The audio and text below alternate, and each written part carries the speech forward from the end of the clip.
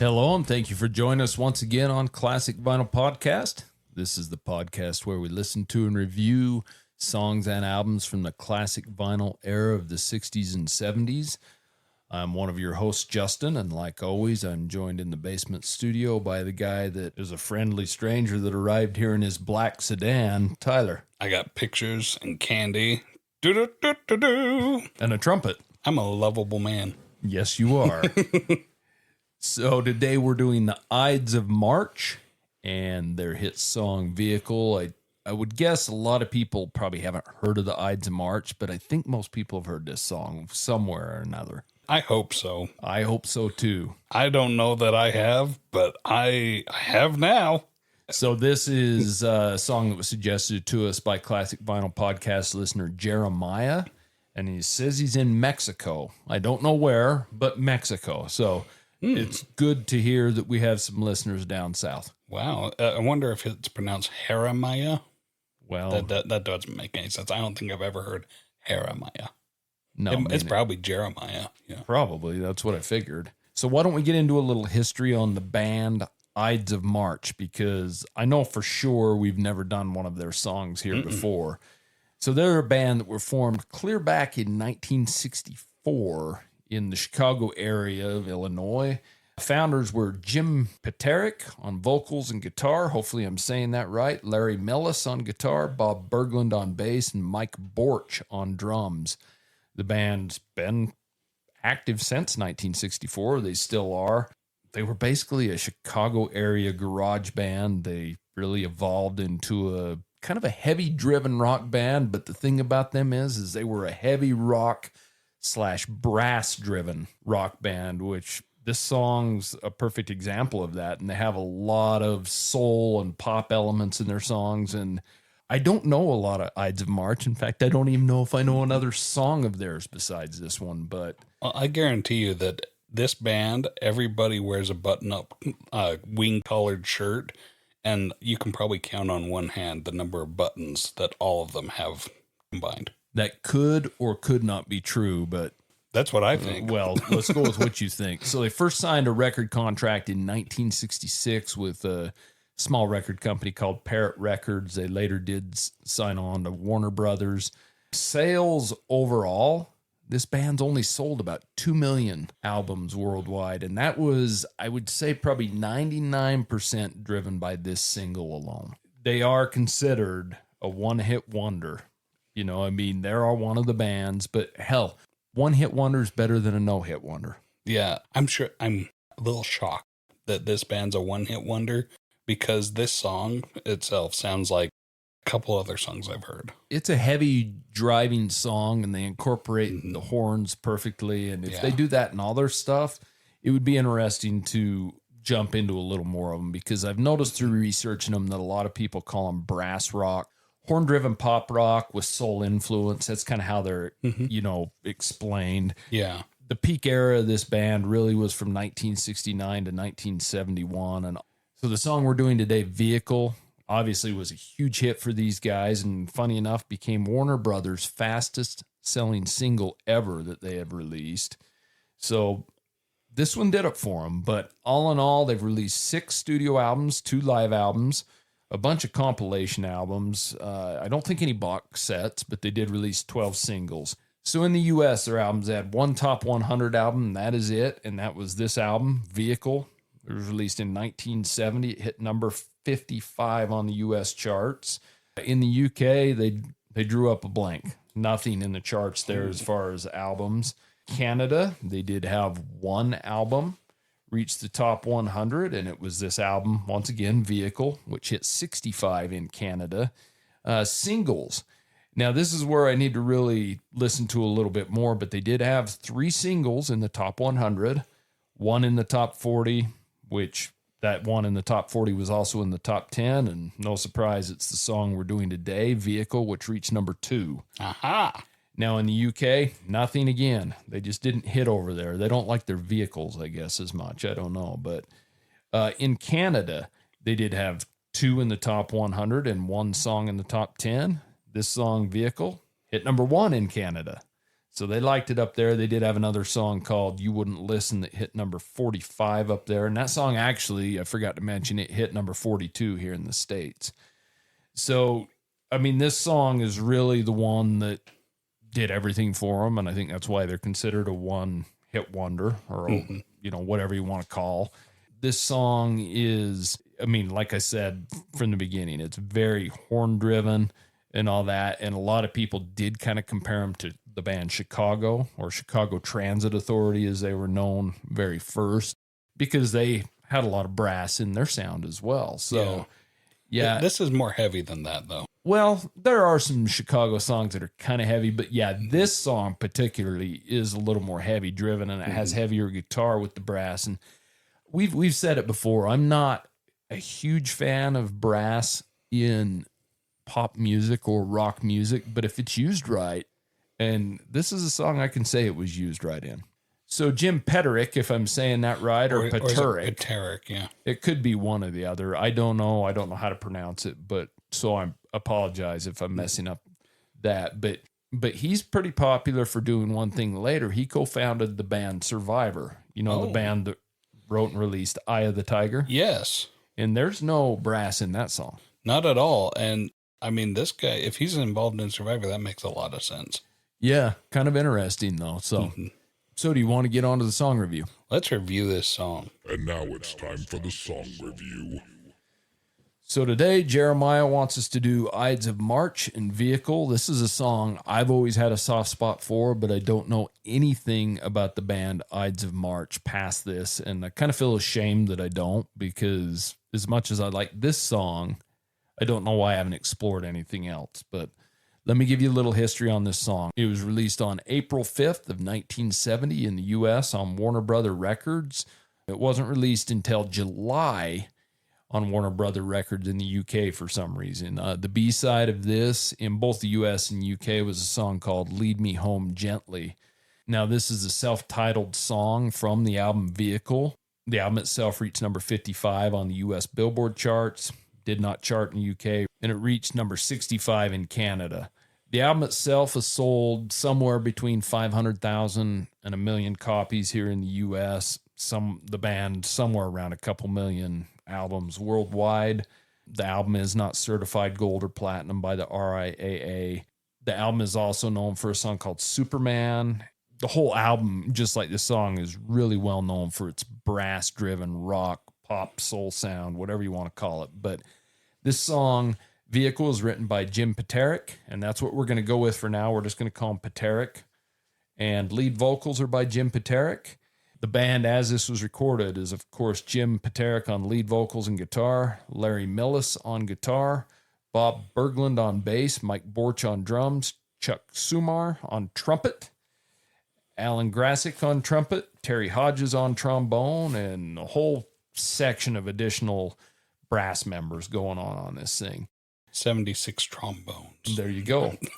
So this was recorded in 1970 at Columbia Studios in Hollywood, produced by Bob Destocki. Now, Bob Destocki primarily worked with the Ides of March. I couldn't find anybody else that he really worked with, but it did say he worked with a lot of Chicago-era bands and artists. So, okay, people from the same area. Yeah.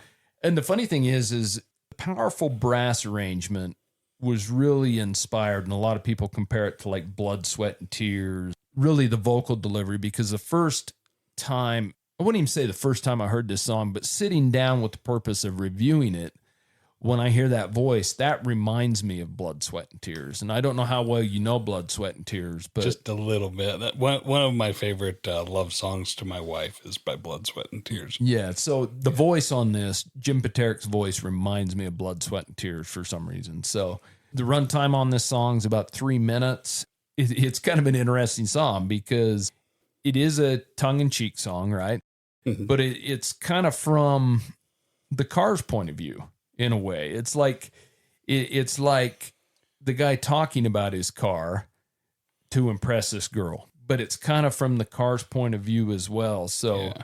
I mean, it's a really interesting song, and I think a common misconception about this song is that it was supposed to be serious, but I think it's really a lot of interviews, Jim Paterick has said it was intended to have that sense of humor and exaggeration and just be kind of an offhand story about things and trying to impress this girl. That's a lot more comforting thought to think of this as from the perspective of the car, because like with lines where he's like, yeah, come on, get inside, baby. I've got pictures and candy and whatever. When it's the car saying that, it's a lot less creepy. Well, and I don't know if it is or not, because that's the way I've always took it, but he does say I'm the friendly stranger in the black sedan. So I don't think it is from the point of the car, but that's the way I always took it. The car said, I'll take you to the nearest star. Yeah. And the satire of it really comes through. It's a fun song. Well, what do you think? Do you think it really is the car scene? Because there is the parts where he says, I'm your vehicle, baby. Yeah. I'll take you anywhere you want to go. So who? But then there are parts where it's from kind of the main protagonist of the lyrics. And so I don't really know who the song's from, or are we getting... Is it one and the same? I don't know. Is it him and his car doing a duet? It could be. Maybe it's her car singing to her. I don't know. That doesn't really fit, but this just sounds to me like, okay, anywhere you want to go, I'll get you there, because he's the ladies' man. He can get the ladies what they want, right? Yeah, I guess so. So this song reached number 2 on the U.S. Billboard charts, did not chart in the U.K., reached number 1 in Canada. This is the band's highest charting and obviously their most commercially successful song. This song's obviously on all the compilations they've released. It's on a ton of driving soundtracks and things like that. I couldn't find any real good covers of it. I know there's some out there, but none that are very notable, I guess. Well, I think you'd be very challenged to do as much justice to this song as these guys did. I think if you're going to do it, you'd almost have to do it heavy rock or lighter rock and leave the brass out and just do something that wasn't trying to compete. Yeah. This is a song that is well known as it is through commercials and TV and film and things like that. It's never appeared like on the Rolling Stone Top 500 or whatever. It's kind of a fun song, but I kind of feel like people don't take it serious in a way either. The Rolling Stone Top 500 has robbed us. I agree. But one thing that's really interesting about this song, that I've known this song since the mid to late 80s when I saw the Sylvester Stallone movie Lock Up. And it's a movie where he's been, I guess, wrong. I can't remember if he's even wrongfully convicted, but they're building a car in that show. Yeah. He's not wrongfully convicted, but he's on good behavior, so he gets allowed out from time to time. And that's kind of how the movie starts, is it goes to jail after being on some sort of release. And then in jail, his whole thing is working on this car in an auto shop. I just got thinking about this. But Jim Paterick, if he was involved in Eye of the Tiger, which was in the Rocky films, isn't that kind of funny that this was involved in a Sylvester Stallone film as well? Oh, this song has Sylvester Stallone written all over it. This song's like just oozing testosterone. Yeah. Well, yeah. Yeah. Yeah. So, but this is a very satire-driven song. With that's the way I take it.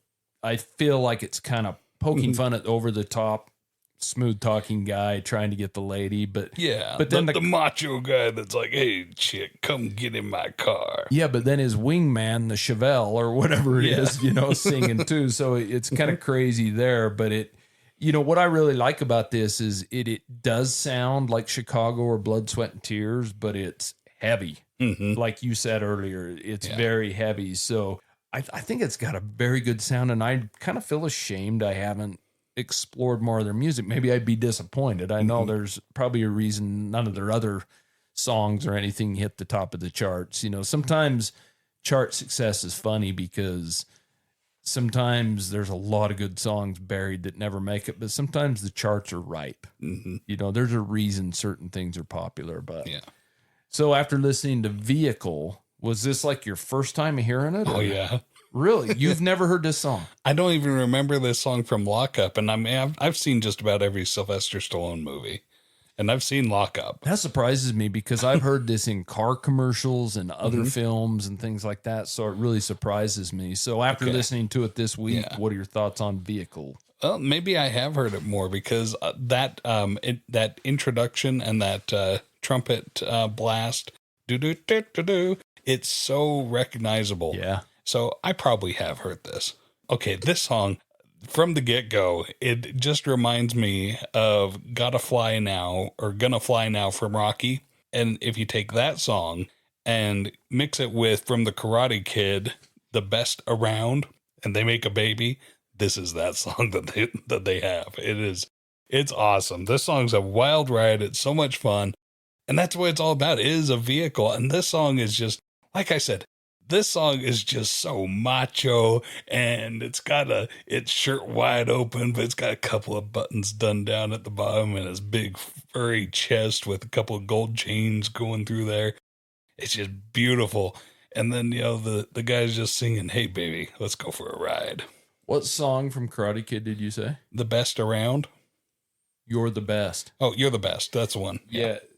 Joe Bean. Because it does say on Karate Kid there was a song called "The Moment of Truth" by Survivor. So I just but anyway, well, specifically, you got to hear before it gets up to the beginning of the song, the introduction of it, because that's what the part that sounds more like it than "You're the best around." Because when you play it, I don't know, you'll see what I'm saying. Well, I know exactly what you're saying. And I mean, just like Survivor with Eye of the Tiger, I mean, they had other songs that were like in Rocky Ford. I can't even remember the names of them, but they are very 80s movie driven songs. Yeah, they are. And they're all, this, toughness and macho-ness and all. In the Burning Heart is one from Rocky IV. That's the one I'm talking about. Yeah, which is a Survivor song. Exactly. Yeah. The Survivor's got some excellent hits, and it's just jock rock, Yeah, but it's great. It is great, and I don't feel ashamed to say that. No, this song is total jock rock, but it's tongue in cheek jock rock, and I'm not sure that the jock is gonna understand that it's satire. They're gonna sit there like, "Oh yeah, man, this is a song about taking a girl off her ride in your car." Yeah, it is. So I had a ball with this song. It's so much fun. It's such good music. I had an excellent time listening to it. I could see people taking the song seriously, but I think that with the popularity, sure, you got people that are taking it seriously, but I know for a fact that there's a good at least 1 in 4, maybe 2 in 4 people that love this song. Love it because it's satire, and they get it that it's satire. It's fun.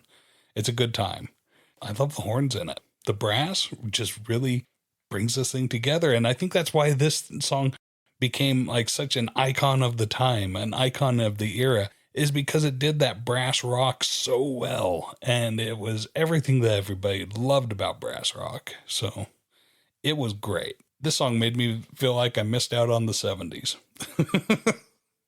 What are your thoughts about this one, Justin? So I never thought of this song as satirical. Of course, the first time I heard it, I was 9-10 years old. So it just sounded like a good song by a vehicle, about a vehicle, whatever you want to call it. I can see Rocky, well, that wasn't his name, but I can see Sylvester Stallone where they build that Mustang and the one guy breaks it out into driving it around out in the dirt in that movie Lock Up. So I can remember that, and I've seen this in all kinds of things, but I generally don't like brass and trumpets. Obviously, I do in some Beatles songs and things like that. I love it in this. It's such an interesting juxtaposition between the heavy guitar and the heavy bass, because the bass in this song, just listen to this song and listen to the bass. It's amazing. It's heavy.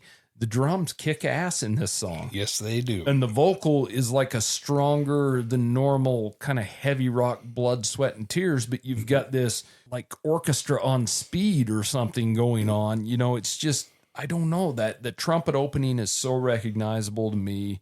The horns are perfect. It's got an excellent heavy guitar solo in this. This is a pretty heavy song for 1970, not to mention that it's put to horns. It's just weird, but for some reason it makes sense. And you can take this song as satirical and laugh at it, because now that I kind of know I do, but in ways too, it's just kind of a cool song to put on your driving radio channel or whatever and just go with it. You know, I'm your vehicle, baby. I'll take you anywhere you want to go. And it kind of takes me back to just, you know, no cell phones, none of that bull crap. You're just in your vehicle with the window down, listening to your, you know, you've got those cherry bombs plowed up and they're just breaking your eardrums, and you've got your radio turned up as high as you can because the exhaust is so damn loud. And that's what this song reminds me of. And I love this song. I really do. It's a good song. Yeah, this song, it might just exactly be the vehicle for this band. This song is so broad-shouldered, it is carrying this band all on its shoulders. Yeah, well, it's good to be a one-hit wonder, better than a non-hit wonder. For sure. So do you want to get the rating? Let's rate this. Song rating. Okay, listener, if this is your first episode, I will briefly explain our rating scale. It's 0 to 10, 10 being the best. And I put this very close to 10. I put this one way up there. I give this one an 8.5. I love this song. I fell in love with it. I'm not in love with it because I'm making fun of it or anything. I fell in love with this song just because it is greatness. This song fits in so nicely with so many other amazing songs, and that's why I think that they were robbed. That's why I say this song got robbed from the Rolling Stone by never being in the top 500. It does deserve a position up there. I don't think it's in the top 250, but it deserves top 500 somewhere.